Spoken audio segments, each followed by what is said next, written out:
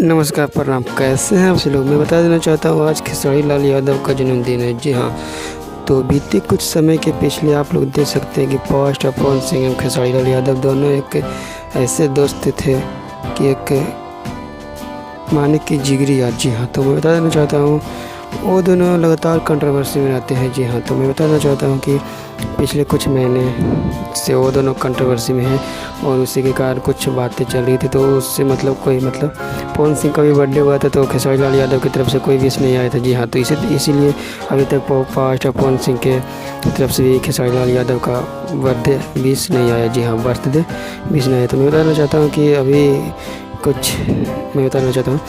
कुछ video viral हो रहा है कि पवन सिंह खेसारी लाल यादव को बर्थडे विश कर रहे हैं। जी नहीं, आप लोग ये वीडियो देख रहे हैं, सही वीडियो सही है, लेकिन ये जो वीडियो है हालांकि ये पिछले साल की वीडियो। छोटे भाई को जन्मदिन की ढेर सारी शुभकामनाएं। आप देश दुनिया में ऐसे ही एकदम विराजे रहिए और छाए रहिए।